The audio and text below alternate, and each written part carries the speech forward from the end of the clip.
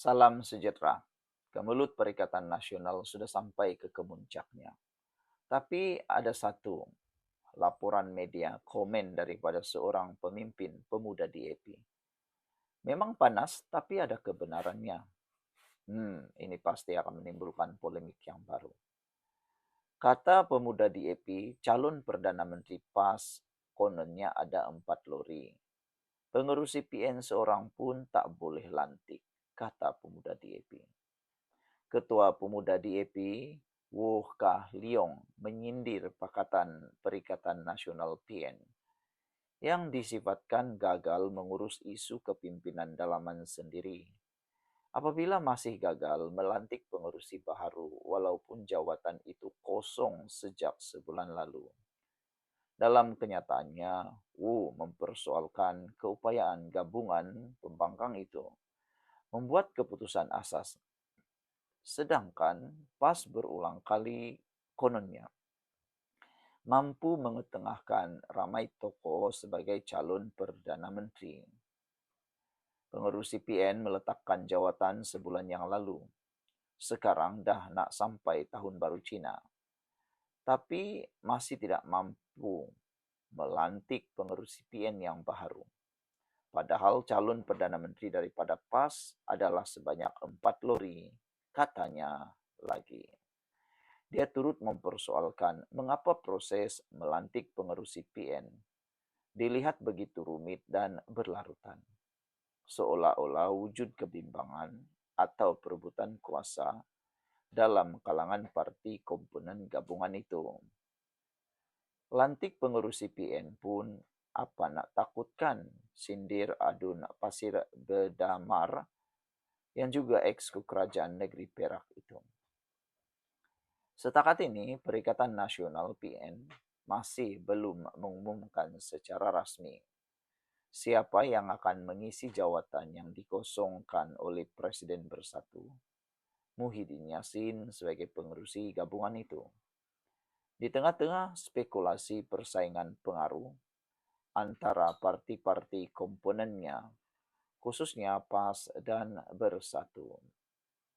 Kenyataan Wu dilihat sebagai respon sinikal terhadap retorik yang sering digunakan pemimpin PAS, khususnya Ketua Penerangan PAS Fadli Saari yang sebelum ini mempertahankan cadangan supaya kajian-kajian dasar sensitif diserahkan kepada ahli akademik dan bukannya parti politik. Fadli dalam kenyataannya berkata, cadangan supaya pemilihan Datuk Bandar dikaji oleh ahli akademik sepatutnya tidak menimbulkan ketakutan. Sebelum mengusulkan kajian menyeluruh terhadap sistem peperiksaan sijil peperiksaan bersepadu UEC dilakukan oleh universiti dan pakar yang diiktiraf. Menteri Wilayah Hanayo berkata, kajian untuk buat pilihan raya Datuk Bandar akan dilaksanakan oleh ahli akademik dan bukannya DAP. Apa nak takut? Katanya lagi.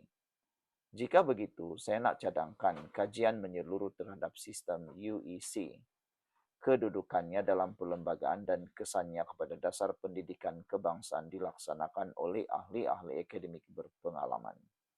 Pilihlah mana-mana universiti untuk laksanakan kajian ini dengan ahli akademik yang diiktiraf dalam bidang berkaitan. Bukan ahli parti, politik, buat kajian ini. Apa nak takutkan, kata ahli Parlimen Pasir Mas itu. Mengulas kritikan itu, Wu turut membayangkan bahwa isu sebenar bukan soal kajian atau prosedur. Sebaliknya, kecenderungan politik dan kegagalan PN menyelesaikan masalah dalaman sendiri, termasuk soal kepimpinan tertinggi gabungan itu. Semalam Hanayo dilaporkan berkata kajian kebolehaksanaan bagi mengadakan pilihan raya Datuk Bandar di Kuala Lumpur sedang dijalankan oleh sebuah universiti dan penemuan daripada kajian tersebut akan dibawa ke kabinet selepas ia selesai kelab. Kata Hanayo, jangan takut. Kajian ini dilakukan oleh Universiti Islam Antarabangsa Malaysia UIAM.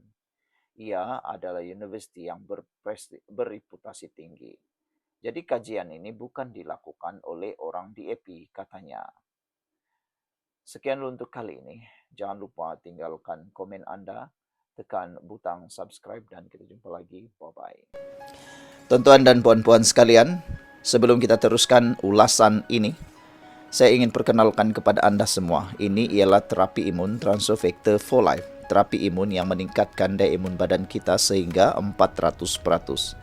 Secara umum dan ringkasnya, apabila imun badan kita lemah, apabila imun badan kita jadi bodoh, kita kena penyakit.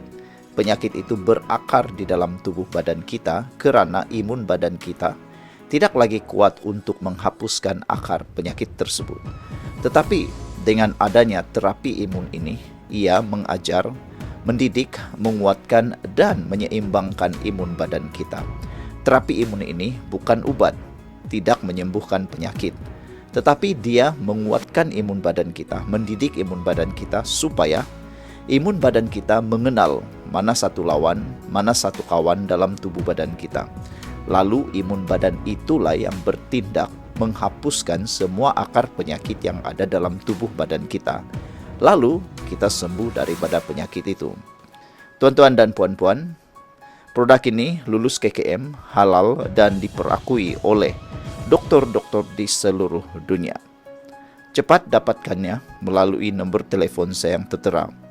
Tuan-tuan dan puan-puan sekalian, mungkin ini adalah jawapan yang Tuhan hantar kepada Anda semua untuk penyelesaian masalah kesehatan Anda. Cepat dapatkannya melalui nombor telefon saya yang tertera. Terima kasih. Salam sejahtera.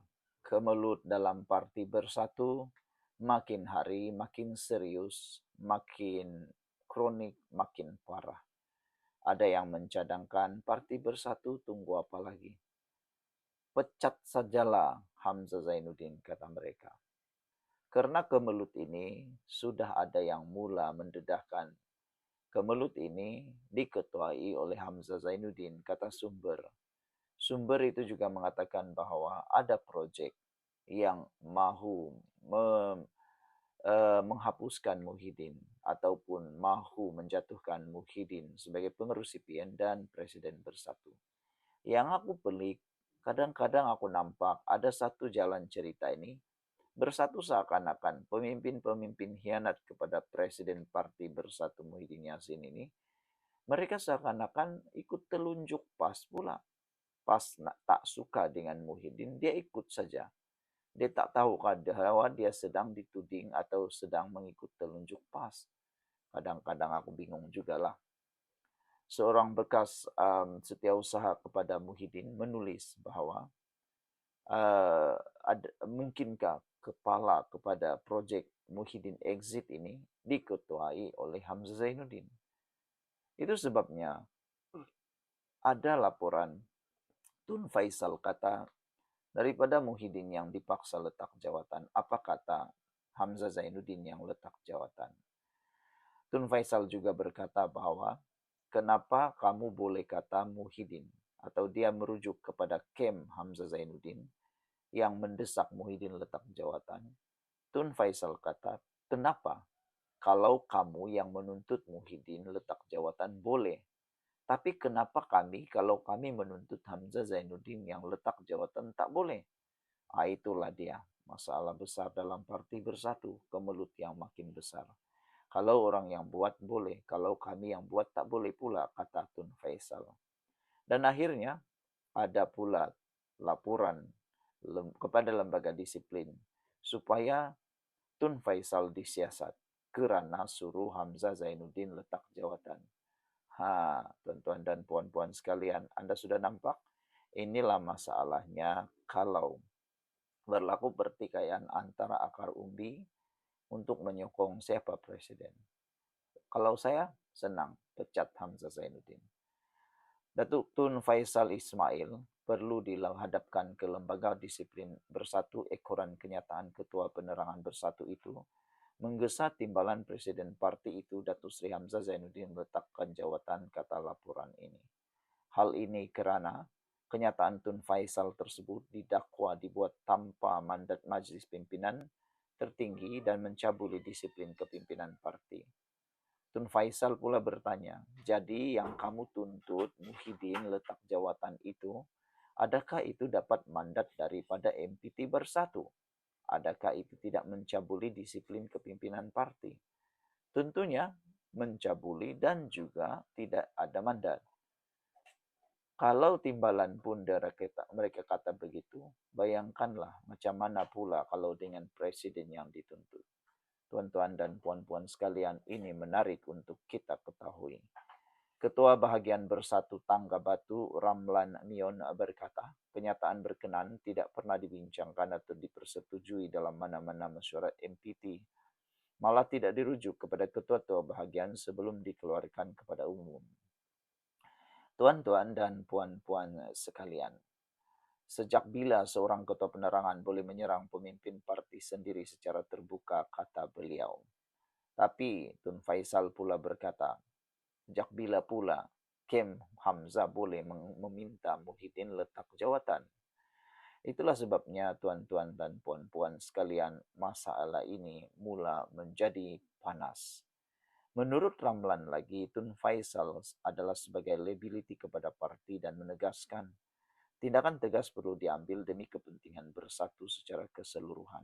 Kata beliau, Malang sungguh bersatu hari ini kena terpaksa mengusung biawak hidup yang menjadi liability kepada seluruh parti, kata beliau. Entahlah, Anda tolong tulis dalam ruangan komen siapa sebenarnya biawak hidup yang diusung. Sekian untuk kali ini. Jangan lupa tinggalkan komen Anda. Bye-bye. Hello guys, ini ialah walkie-talkie Bofeng BF888S. Dapatkannya di Shopee, murah. Guys, ini ialah headphone Onikuma K2 Pro. Hebat, luar biasa, cantik dan murah. Dapatkannya di Shopee. Guys, ini ialah power bank Mozom PB149. Murah, hebat, dan dapatkannya di Shopee sekarang. Guys, ini ialah Shocks Open Swim Pro. Headphone yang hebat, kualiti hebat, tahan air.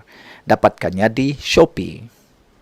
Guys, ini ialah headphone One Audio E70 Fusion. Dapatkannya di Shopee, murah sekarang.